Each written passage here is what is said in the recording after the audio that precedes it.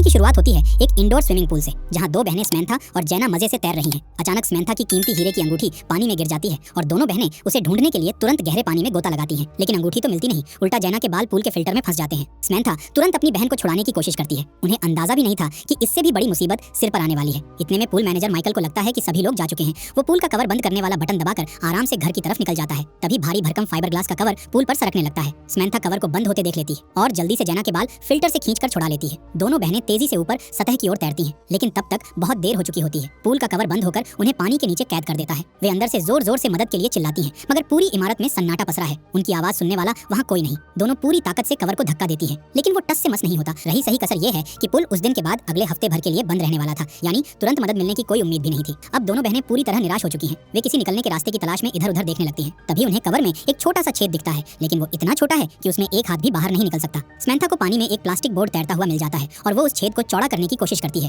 वो जी जान लगाकर रगड़ती है, पर छेद जस का तस बना रहता है। ये हालत देखकर जैना आपा खो बैठती है। गुस्से में वो सारी गलती समंथा को ठहराती है। जैना चिल्लाती है कि अगर उस बेवकूफ अंगूठी के पीछे न जाते तो वे यहाँ फंसते ही नहीं। समंथा बहस में नहीं पड़ती। वो चुपचाप फिर से अकेले ही पानी के नीचे गोता लगाती है और इस बार अंगूठी ढूंढकर निकाल लेती है। लेकिन पानी के अंदर उसे एक और अहम बात पता चलती है। उसके पैरों के नीचे पानी निकासी की जो लोहे की जाली है वो थोड़ी ढीली लग रही है। समंथा सोचती है अगर वे इस भारी जाली को निकाल सकें तो शायद उससे ऊपर का कवर तोड़ा जा सकता है। वो पूरी ताकत से खींचती है, लेकिन जाली हिलती तक नहीं। समंथा थककर ऊपर आती है और जैना को भी साथ लगने के लिए पुकारती है, मगर जैना इसे बेकार आइडिया बताकर मना कर देती है। इसी बीच समंथा के मंगेतर मैथ्यू का फोन पास में बजने लगता है। रिंगटोन सुनकर समंथा की आंखों में फिर उम्मीद जाग जाती है। उसे भरोसा है कि मैथ्यू जरूर उन्हें ढूंढने आएगा, लेकिन दोपहर से शाम होने लगती है और फोन बार बार बजता रहता है। फिर भी मैथ्यू का कुछ पता नहीं चलता। तभी पूल की टाइमर लगी लाइट्स अचानक बंद हो जाती हैं और चारों ओर घुप अंधेरा छा जाता है। समंथा पानी के अंदर ही अपना सिर पकड़कर बैठ जाती है। उसका चेहरा पीला पड़ने लगा है क्योंकि उसे डायबिटीज है और जिंदा रहने के लिए तुरंत इंसुलिन का इंजेक्शन चाहिए, लेकिन इंसुलिन का डोज तो बाहर उसके बैग में रखा है। समंथा को इस हालत में तड़पते देख जैना का गुस्सा भी ठंडा पड़ जाता है। वो चुपचाप उसी प्लास्टिक बोर्ड को उठाकर छेद को फिर चौड़ा करने की कोशिश करने लगती है।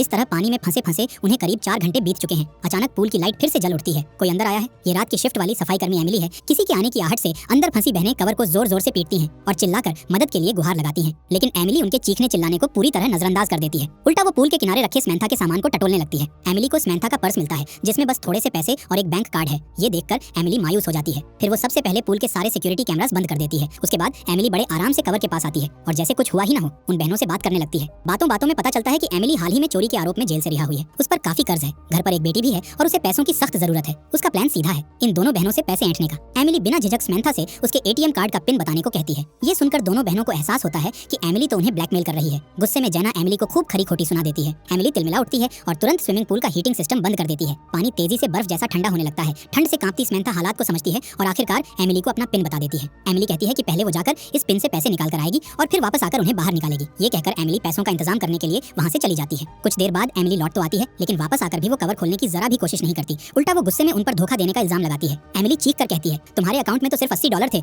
मेरे साथ मजाक कर रही हो क्या? ये सुनकर जैना हाथ जोड़कर प्लीज हमें बाहर निकाल दो। वो रोकर समझाती है कि समंथा को डायबिटीज है और उसे जिंदा रहने के लिए तुरंत इंसुलिन चाहिए, लेकिन एमिली को उनकी बातों पर बिल्कुल यकीन नहीं होता। समंथा को और ज्यादा कमजोर पड़ते देख जैना के दिल में एमिली के लिए गहरी नफरत भर जाती है। वो मन ही मन इस निर्दयी औरत से बदला लेने की ठान लेती है। जैना एक चाल चलते हुए एमिली को कवर के छेद के पास झुकने पर मजबूर कर देती है और अचानक उस पर हमला कर देती है। एमिली को चोट तो लग जाती है, लेकिन इसके बाद हालात और बिगड़ जाते हैं। एमिली बुरी तरह बौखला जाती है और गुस्से में सीधे कंट्रोल रूम की तरफ दौड़ जाती है। वहाँ वो स्विमिंग पूल का क्लीनिंग सिस्टम ऑन कर देती है। अचानक पूल के पाइपों से तेज दबाव के साथ क्लोरीन गैस छोड़ी जाने लगती है। तीखी क्लोरीन से बहनों का सिर चकराने लगता है और वे घबराकर पानी में इधर उधर छटपटाने लगती हैं। दोनों जान बचाने के लिए संघर्ष कर रही हैं, लेकिन समंथा तो पहले से ही बहुत कमजोर है। वो बेहोश होकर पानी में डूबने लगती है। ये देखकर जैना घबरा जाती है। वो तुरंत डूबती हुई समंथा को पकड़कर उस छोटे छेद तक खींच लाती है ताकि समंथा हवा में सांस ले सके। दोनों बहनों को लगभग डूबते देख एमिली को भी झटका लगता है। वो नहीं चाहती कि उसकी वजह से किसी की मौत हो जाए, इसलिए वो भागकर तुरंत क्लीनिंग सिस्टम बंद कर देती है। इसके बाद एमिली दोबारा उन बहनों के पास आती है और इस बार सीधे समंथा की हीरे की अंगूठी मांगती है। समंथा हिचकिचाती है, लेकिन मजबूरी में अपनी अंगूठी उतारकर एमिली के हवाले कर देती है। एमिली अंगूठी को उलट पलट कर देखती है और मन ही मन सोचती है कि इसे बेचकर अच्छे पैसे मिल जाएंगे। अब उसे समझ आ जाता है कि इन बहनों से इससे ज्यादा वो कुछ नहीं ले सकती, इसलिए एमिली कंट्रोल रूम में जाकर पूल का कवर खोलने की कोशिश करती है। लेकिन जैसे ही वो कवर खोलने का कोड डालती है, सिस्टम एरर दिखाता है। दरअसल माइकल ने पूल का पासवर्ड पहले ही बदल दिया था। ये देखकर अब एमिली सचमुच घबरा जाती है। अगर वो कवर नहीं खोल पाई तो दोनों बहनों की जान चली जाएगी, मगर उसे अपनी ब्लैकमेलिंग वाली हरकत भी याद है, इसलिए वो न किसी को मदद के लिए बुला सकती है, न खुद पुलिस को फोन कर सकती है। अभी अभी जेल से निकली एमिली बिल्कुल नहीं चाहती कि फिर से जेल जाना पड़े। कुछ देर तक असमंजस में रहने के बाद एमिली फैसला करती है कि वो चुपचाप वहाँ से भाग जाएगी और दोनों बहनों को उनके भाग्य पर छोड़ देगी। उम्मीद टूटते ही जैना फिर भड़क उठती है और गुस्से में एमिली को भला बुरा कहती है, लेकिन अगले ही पल वो देखती है कि समंथा तो पानी के अंदर बेहोश पड़ी है। अगर उसे जल्द इंसुलिन नहीं मिला तो वो जिंदा नहीं बचेगी। अब उनकी आखिरी उम्मीद पानी के नीचे लगी वही भारी लोहे की जाली है। जैना डर रही है क्योंकि थोड़ी देर पहले पानी में उसके बाल फंस गए थे और वो करीब करीब डूब ही गई थी, लेकिन अपनी बहन की जिंदगी बचाने के लिए वो डर पर काबू पाती जाती है। जैना हिम्मत जुटाकर गहरी सांस लेती है